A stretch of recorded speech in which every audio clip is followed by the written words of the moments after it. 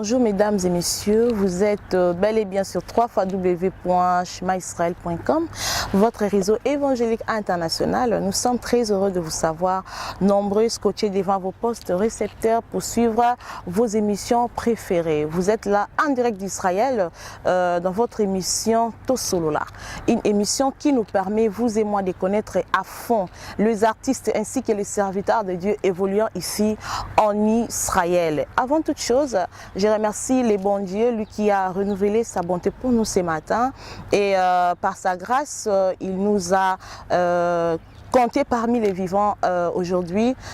Pourquoi ne pas lui dire un grand merci.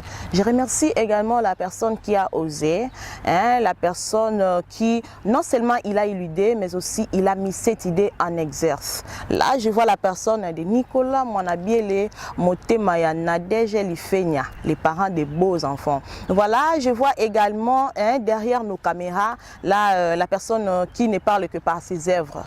Je vois la personne du papa Christian Moutounwa, Motemaya Julia Julila, ma petite sœur propre. Et je remercie également vous qui nous suivez de partout. Merci pour votre disponibilité et merci pour votre fidélité. Aujourd'hui, nous avons réussi sur notre plateau une personne que vous connaissez déjà, parce qu'il a déjà fait son apparition dans l'une de nos branches, La Découverte. Mais à cause de vos questions, nous avons reçu vraiment des questions qui nous est parvenues de partout et des coups de fil Shema Israël à Pémité. Vraiment, les gens voulaient connaître à fond le frère qui est aujourd'hui mon invité, le frère Junior Mwanabiele, que j'aimerais déjà dire bonjour, bonjour frère Junior.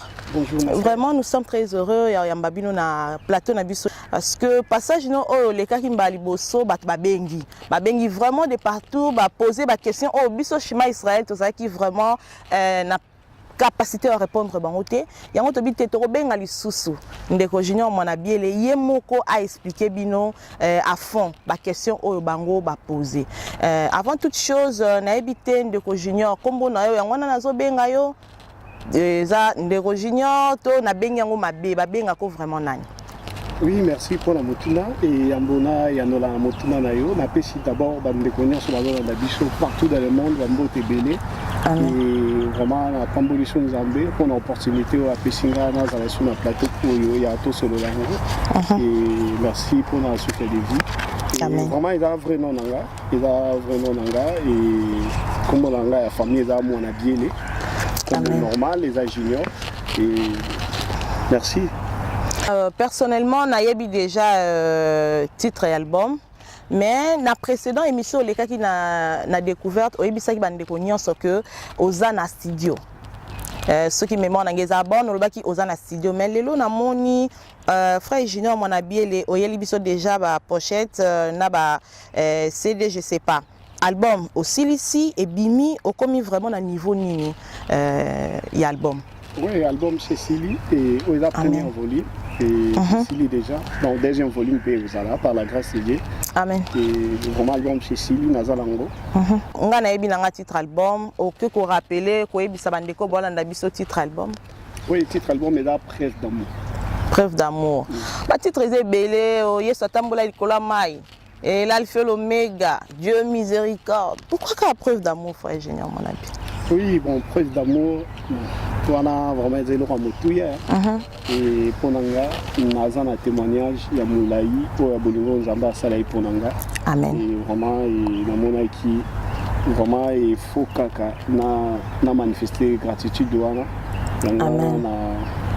On titre qui album au preuve d'amour. Amen. Jésus est venu chez le sien et les siens ne l'ont pas réussi.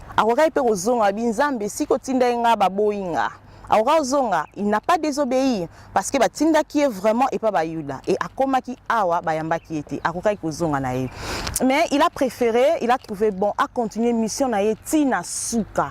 Cette fois-ci, pas big sa yo nanga. Biso toza ki nanzela abengi biso na table moko na ye tole esika moko na ye et aujourd'hui azobenga biso ba co-héritier du Christ. Vraiment eza preuve d'amour, voilà, eza vraiment titre moko profond. Nazomona na kati a preuve d'amour a 8 chansons. Eza na 8 titres na preuve d'amour. Kumama kumama bolingo nde nyonso. Je viens à toi, aux Nzambe na bikamwa, Yesu mokonzi, kolo na ye, je reçois le pouvoir. Waouh, quel amour. Mais nakati awa, nakati banzembo no, eloko na remarqué frère Junior, banzembo mingo lobeli bolingo nde nyonso, preuve d'amour, quel amour. Amour, faut que expliquer biso ba amour ebele boye. Nzambe penza asalela frère Junior nini. Surtout que belo moko ka nzamba asalela moko kaka ezebele. Mais ce que le temps il a besoin moi moko kaka o ezoti na frère Junior alobela bolingo nzambe makasi boye na album na ye. A changer identité à Vinanga. Amen. Amen. A changer identité à Vinanga na comme ekela mwasika. Amen. Amen. Amen. Vraiment, yo petam sozana eloko koloba ozo prouver vraiment bolingo ya nzambe pa na yo. Frère Junior nenga kina yeba. Mutu ta zo yembela nzambe yeso lobito zala ba modèle na ye. Biso nyonso ba chrétien toza ba Jésus est notre modèle. Mais artistiquement parlant toza la peine mutu mo autant ozo talobité. A peso susu poso yembela nzambe. Artistiquement parlant peso pena poso sala la su nzambe na kati ya musique. To koye ba modèle artistique ya frère Junior ezalaka nani to ezalaka nani. Oui, merci pour la motina. Le modèle Kandé au lobby, il a Christ. Il y a un modèle vraiment à suivre. Mais basé belé, autant toujours apprendre Koyemba, tout ça, et tout ça, interpréter Banzem na bango belé. Vraiment basé belé, suis na bina tanga na ebité na otanga na ina. Donc ozi ba mayele na bango nyonso ba pesi. Bango nyonso. Et mais frère Carlito Ndé. Amen. Yende vraiment et na bana ko interpréter Banzem mingi. Amen. Si les lots romans n'ayant qu'à Banzem naïe et édifier en la paix sur la casse. Mais basé bébé, ba frère Mbouta Kamoka et basé bébé, ba frère Mike Kalamba et basé bébé. Amen. Frère Junior mon abielé.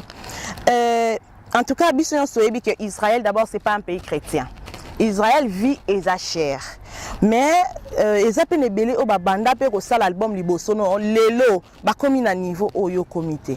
Toki ko yé baba difficulté nini o kutani nango en réalisant cet album. Ba difficulté nini bando banda ki album ti ko mana suka ba difficulté nini oyo kutana ki vraiment nango.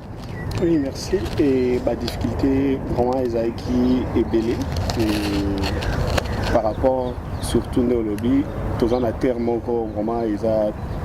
on a des chrétiens, tout ça va pas hier, mais bon, l'artiste va attendre belé.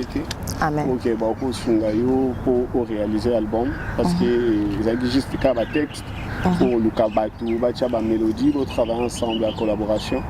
Comment on est là, c'est une difficulté dans le financièrement, on a ça la grâce. Tellement peu après ça on a bien en soutenant un gars quand on a chaque vision et vraiment un gars qui a exprimé donc gratitude dans la vie en Zambie. Je sais que non vraiment chéri pour ils allaient loin mon réussite là. Donc toute ma vie quoi. Vraiment hésité alors non que ça soit tant muki autozoaka et soutenir muki wana de vraiment soutenir un gars IP de tout réaliser qui album vraiment c'est ça.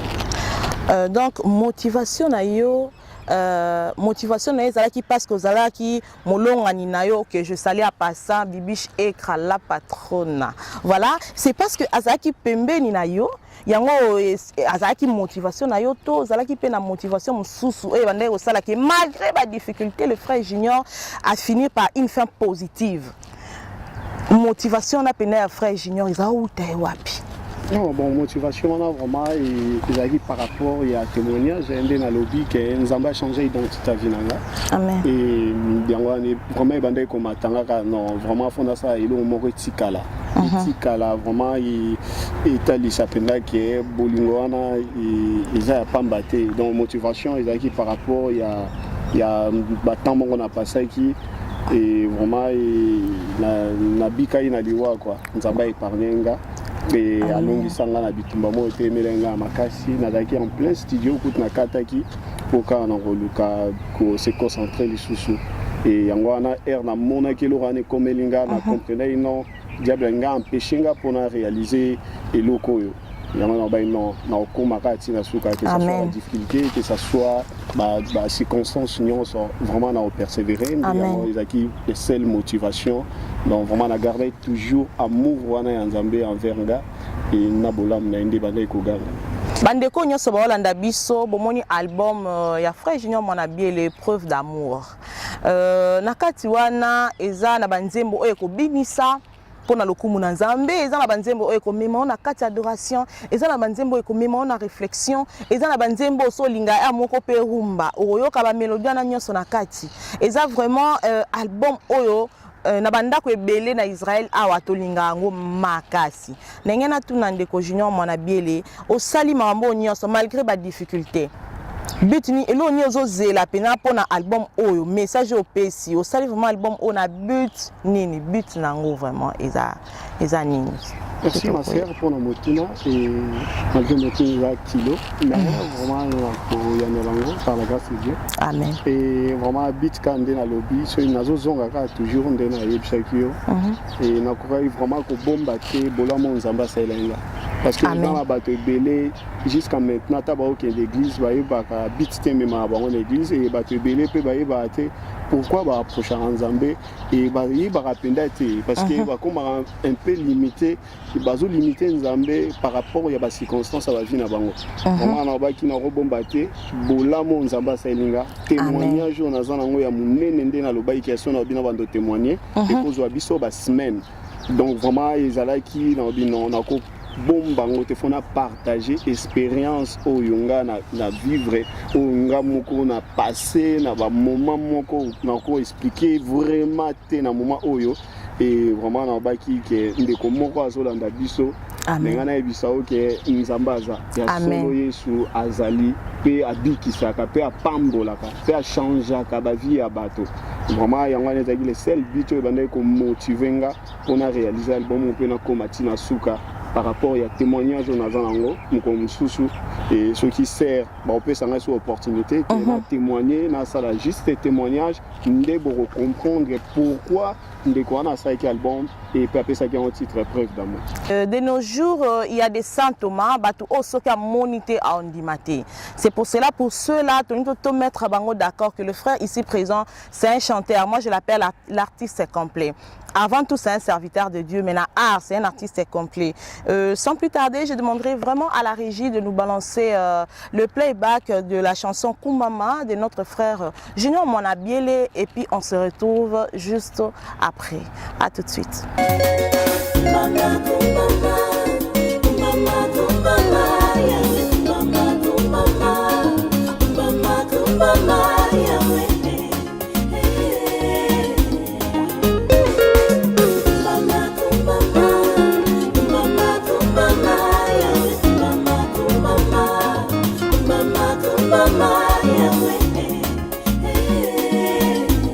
Ngaina yembeli yo yaya Okangola ngayo bimisa na libundu ya kufaye Okangola ngayo petola na makila esantu Nazalaki oninga ya masumu Kana yamba yo masumu mongu na nanga o Osala nyonso pona koma ya yo Nyonso wana izangulu na yo. Nous voilà de retour sur notre plateau des Tosolola. Je sais que cette belle mélodie a fait plaisir à mon frère Serge Mouitaba et Kalanji en Israël. Hein, papa Nazo Salara Ndengo Tosolola qui avec vos conseils, merci beaucoup. Nebi Kenzembo Oyo et Sepel Sarayo Makasi. Vraiment c'est une chanson au frère Junior. Merci déjà Nzembola, une très belle mélodie, un bon message. Ezanakati Ezanzembo Oso qui Nazo Yokango na bandela kaka koyokango na bandela kaka koyokango. Nina yeba Somba Kinzemba combien? Merci. La Somba ite Nangola Nzambe. Maman Nzembo na habité conception ba nyonso nde bazula ka Nzembo na habité mais pour nanga même autant que les psaumes ils ont juste témoignage il y a David une expérience soit avec dans Nzambé. Amen. Donc vraiment si on a lobby par là les chrétiens vont comprendre ni na loba. Donc vraiment par la grâce de Dieu dans son baïté mais là nous Nzambé inspiré par rapport à partie à témoignage ya vie nanga na ba vie pe abande comme suso ba désespéré ka ba mona comme si et non et ceux ba parents bazate ba kufi et vie na bango suki wana. Comme je viens de vous le dire tout à l'heure là, c'est vraiment un artiste complet. Voilà, Bato Bolanda Biso, frère Junior Azaka Moyembité, mais aussi un compositeur. Vraiment, c'est une grâce. Namuto Zolanda Biso, Yopo Lukande Nino Nzambe, mais au composant Nzembote Oyembarate. Voilà, le frère Junior est là. Aza vraiment un album, Aza vraiment a besoin. Il y a l'Isungi, il y a ba distributeur. Parlons des distributeurs, frère Junior. Tout mon album. Ozana na maboko. Ce qui album est kéité obimisi ngona nute c'est parce que ozana besoin de solo lana distributeur moko responsable. Mutu moko o nanu avant à la distributeur a sepelaka nanu vraiment ko sunga musala nzambe. Nous sommes en Israël, le pays n'est pas chrétien. Yo zolanda biso sorobi obenga frère Junior de toutes les façons va coordonner ils allaient vraiment afficher na bas de l'écran na biso. Sorolingo benga ndeko Junior pona obimsa album o même na continent oyo zali nzambe akopambola yo frère Junior okoki ko pesa ko lancer un message tamsusu na distributeur moko azolanda biso sikoyo ou bien na producteur moko azolanda biso sikoyo parce que moi je peux dire déjà que yo moko produire album parce que c'est là on a déjà nani pochette boye CD na kati yo moko za producteur et album na yo parce que koti ba studio au composer banzembo aussi si musala au producteur ouais aussi yo aussi les siano sikoyo on a besoin de producteur tous a besoin de distributeur. Si okiko ko lancer un message et pas na bango comme ça ba yoka yo moko ko ebisa bango quoi. Oui, merci pour la moutuna et na pesi mboto de konyoso bazola na bicho ndenge ma sœur alobi et so nzambe a tué en cœur pour soutenir musala nzambe musala mke nzambe apombola nganga pe na s'investir na musala na yo et vraiment na kosa musala nyonso nga mon côté et naza artiste nazo yemba et na koza la pe souté distributeur et na ba fort comme mke na ba ngamo na ça la première pas pour découper au monde oui que volonté en ezali o ya pe na soutien vraiment na pour ça il y a distributeur na pour ça il y a la m'intéressé na ba nyonso boyebi que vous représenter sur album na ba lolenge nyonso même na ba playback même na ba concert même pour continuer pour la deuxième volume na studio vraiment na pour ça producteur distributeur bande de nyonso et merci. Nous voilà vraiment sur www.shimaisrael.com. Tozaka na site moko na Israël o ezoko komemela bino ba musiciens chrétiens, ba serviteurs de Dieu nyonso o bazako évoluer na Israël. Pour nous retrouver, il y a qu'une seule adresse www.shimaisrael.com. Frère Junior tozongi suna nzembo akumbama. Koyoka nzembo oyo déjà biblique on ne donne que ce qu'on a. Donc ils ont mon année moment oyo frère Junior a comment parce que il y a eu et l'euro moko événement moi les cas qui na vie na situation moko boyé oyo poussé frère Junior sans nzambe kumbama parce que toi moi yo nzembo kumbama donc kumbama na et mon na ke ezo uta vena na se a monter ma frère Junior to ko e ba événement nini oyo c'est pas ça qui na vie na yo au frère Junior otombola e mungongo e sans nzambe kumbama et tinda ko pene pousser au kumisela nzambe. Oui, merci. Quand on a lobby et témoignage de Zamoulaï, mais pour nous, vraiment un peu, et vraiment tout ça, tout outil de loin, na outil musique, et Zamba Sanya Bolam, na Kobo Sanyote, on a manifesté gratitude envers vraiment et Bolam Ozebele. Vraiment Bolam Ozebele. Comment on a au côté les lots. Kena bandolo bela makambo nzambe isa grâce isa grâce biso to uti musika vraiment jour à témoignage mo yoka to za to ko likolo to on vous promet les témoignages to botami na kibo santu d'abord na botami na famille ya ba chef coutumier ba yebi nzambe te et mon père polygame, donc et vraiment makambo ebele. Mais comme on a lelo to banda kotanga pe Bible et conscience na na koyeba ke Nzambe azalaka. Vraiment non faut ka na kumisa ye. Donc azan Nzambe ça compter ba bien matériel et vraiment c'est ça. Gloire à Dieu, on ne peut compter le merveille de Dieu. Et ça vraiment tellement ébélé que tu vraiment tout le temps à toi énumérer en auto kokate.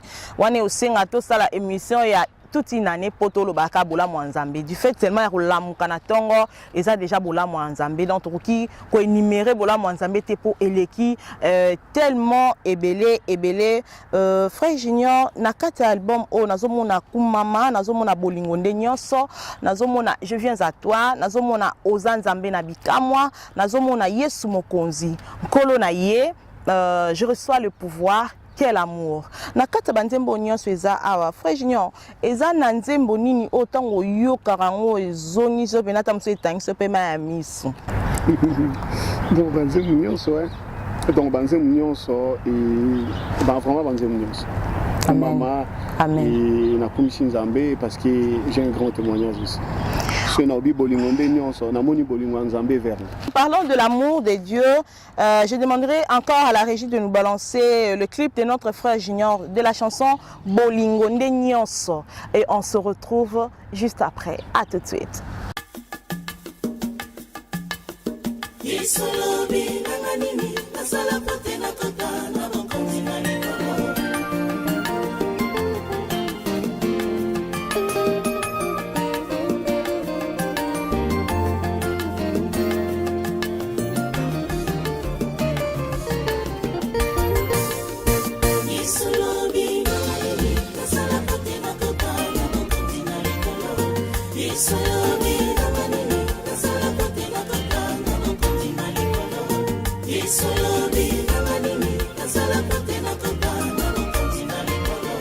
Bolingo boye na mona teo makamba boye na yoka teo mokonzi ya panza sekele pote moto akota na bokonzi na ye oye lingi moto kango nde Yesu akoboya oye boyi moto kango nde Yesu akolinga Yesu lobi kasala pote na kota na bokonzi na likolo Yesu lobi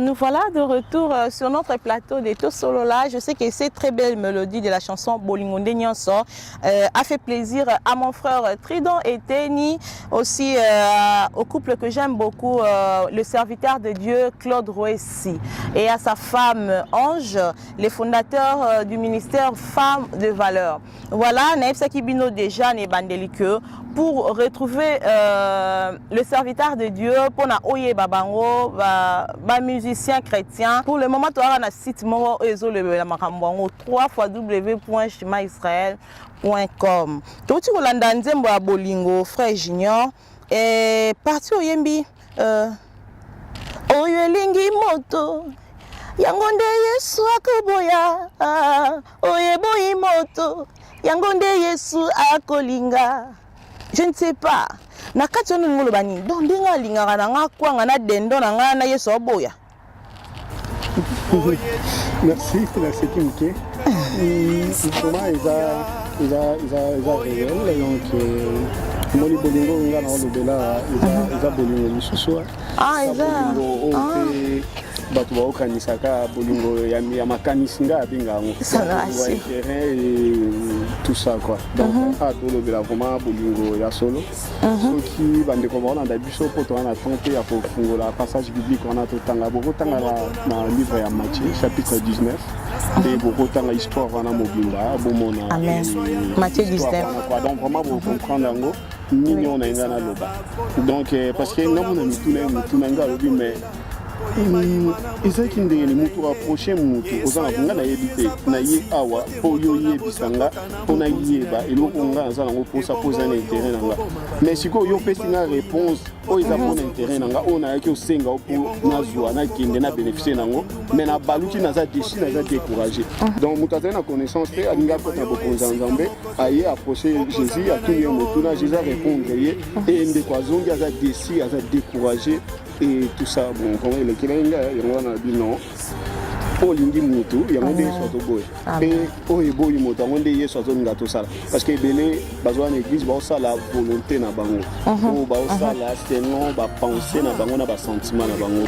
Frère Junior na lombango est ce que okoki kobimisela biso bavérité vraiment ya nzembo moko na lombango kumbama mpona nini bolingo mpona nini bimisela biso bavérité parce que là nous chutons déjà avec le temps so okoki kobimisela biso bavérité vraiment ya banzembo nyonso on a mona awa na kati album la vérité eza na autre so taliza ba titre les gens ils ont talisa de vraiment ils ont le badije belé c'est ka titre so le bikumama donc muto akokumisa te o ya yi amoni te o basaleli amen donc vraiment ceux qui na cha titre kumama parce qu'il a yebi et on zamba sailanga so na lubai bolingo nde nyonso na vraiment na vivra pe na zo continuer à vivre bolingo nzambe envers nga et la vie que de poser la ndanga zo vivre bolingo wana vraiment au beau santé et ce dans le lobby et je viens à toi donc je viens à toi et vraiment au moni mukaseli au bolam au moni bolingo nyonso ano tikalika ndeko non ade muta kotinga mande wana ke wana bino je viens à toi donc wana ye panzambe mobimba na ngai na ba penser na nyonso na mitike pana ye surtout ye aux nzambe na bikama vraiment s'il y a des personnes qui peuvent témoigner la bonté du Seigneur naza parmi bango. Moi je voudrais vous dire vraiment les frères Junior c'est un témoignage vivant et ba oba kantata msusu likamune leki munene na ngana biso que mai o esama na liloba tam seza munene koleka makamu na yo donc liloba ya nzambe ka moko eko changer toute chose situation nyonso difficile na vie na yo donc oza na obanga te nzamba za munene koleka problème oyo etelemeli yo liboso. Frère Junior album preuve d'amour tango yo kango yo moko particularité que mona ge eloro penza e uteke pa na nga particularité album preuve d'amour ezani. Oui, merci pour la motivation. Bon, ils ont fait un témoignage. Témoignage, et cause à la IOTM, tu refais ça, il y a papa Christian Pété, papa Nico, fondateur Hachima Israélité. Amen. Particularité, il va témoigner vivant. Merci, vraiment, nous chitons déjà émission comme vraiment comme à la souka. Frère Junior, conseil nous couper sa bande au bazoya na sima pe baliba bimsa album le loba 6 le frère Junior mon abi la sali. Conseil nini au couper sa bango. Il faut pas tambola ndeba mi makamndenge ni po bango pe le loba simba ba CD boye. Conseil couper sa bande ko ba na Israël au baza vraiment on envoie ba sala album ba 6. Conseil nous couper sa bango. Oui, conseil na couper sa bango et il y a liboso vraiment ndeko mtozo landanga. Il y a liboso vraiment faut za moi na nzambo tikalaka na kibonzambe et ya mibale longola conception na ya koyemba pona batu ba sepela na yo et vraiment ya misatu au Joapenda et tant on a mis on s'est exprimé à Koloba on zamba salelio pour ce témoignage na yo nde ko sala pe édifier bande comme susu au Bazolanda et en plus il faut avoir courage pour persévérer par rapport à des circonstances qui sont au même pas difficulté donc vraiment faut tenir quatre pour combattre la souka vraiment kobo sanate vie il y a sanctification amen ya ngwana ndenzambe à garder l'intimité na bana ye pour encourager vraiment dans la temps musu to lemba ya temps musu to lemba mais erozaka toujours attaché na Saint-Esprit yende a réconforter biso auto persévérer na par rapport à appel nzambe a péchibiso. Vraiment, et c'est un bon conseil. En tout cas, bisogna se remettre en pratique. Frère Junior, question on a une posée tant que ça vraiment mutuna suka. Na kata preuve d'amour, on lobeli mingi makamba bolingo. Nenge na yeba. Donc mutako za na moyibi. Ake oyiba na yeba soso na quelque part, ayibi mbongo ne quelque part, aya kaboli batu na moyi, batu bale basilisi. Donc a kotane lo la poza ni mutabolingo.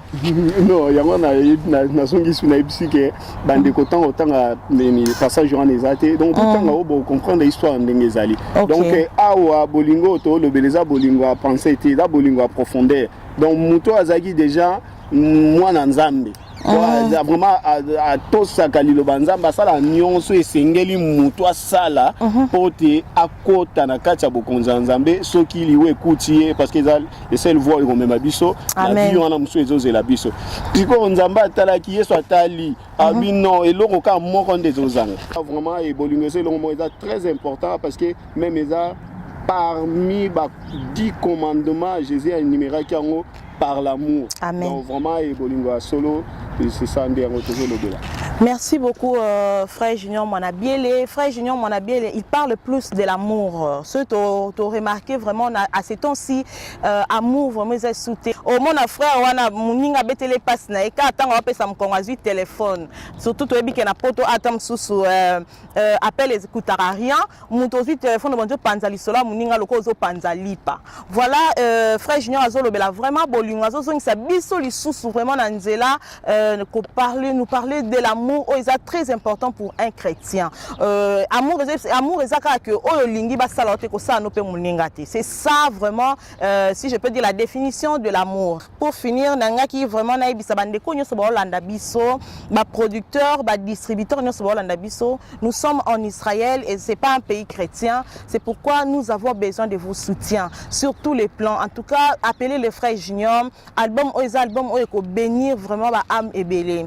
Il juste idée ya ko promouvoir album obisi ko zali déjà nzambe apambola yo na bike obenga parce que eza album o tango ngamona yo karango en tout cas nazalaka vraiment béni eza album ezo pambola pena bandeko ebele yango vraiment na besoin ya ba distributeur pour na kopanza album obisi kanyoso yo pe ozolanda biso ozana besoin ozwa kota en possession album oyo benga ndeko Junior Mwanabiele bo solo la na c'est un frère oyo solo la vraiment bien bon tout bien ici pour aller poser les biso to solo pour solo la vraiment bien frère Junior Mwanabiele to comme la biso na suka merci vraiment pour être venu merci pour clarifier vraiment ma question de poser nasi bande bonyo so bande landi biso pour se retrouver frère Junior Mwanabiele dernier mot pour l'émission à l'élo.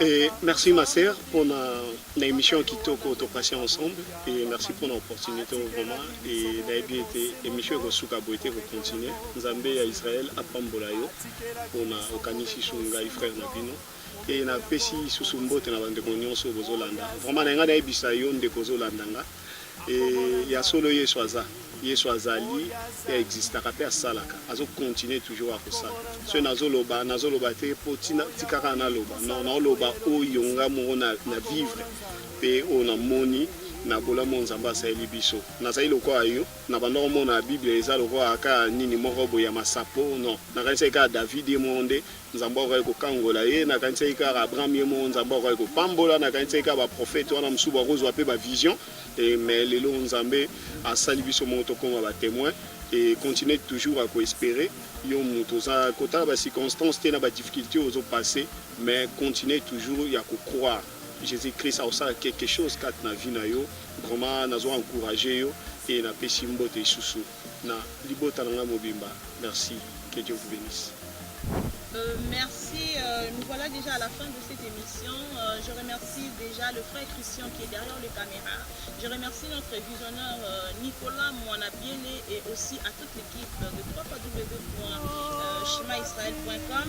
Je vous remercie aussi des prêts ou de loin où vous soutenir site exactement site nous allons nous bébé. Nous avons besoin de soutien Nabino sur tous les plans. Voilà, attends la conseil na yo tout ça vraiment na besoin en haut. Na partage na pe ya ba vidéo pour na utal ça peut bande comme ça que site mon ko ezaka na Israël Nzambe akopambola yo pour ça. Je remercie également notre conseiller principal l'homme Omutu Ater na ba Yuda aisa bonke Yesu azara ici. Là je vois la personne du pasteur Émeric Amutu peut-être prochainement na interview juste pour vous qui est vraiment beaucoup de serviteurs de Dieu ici en Israël qui servent Dieu avec beaucoup de difficultés mais ils continuer quand même pour ça et la Nzambe to sepeli na bino obolandi biso de partout vraiment Nzambe apambolani. Quand je dis shalom dans vos demeures, que la paix de notre Seigneur Jésus-Christ vous soit réellement accordée. Merci à vous et on se retrouve à la prochaine. Ciao.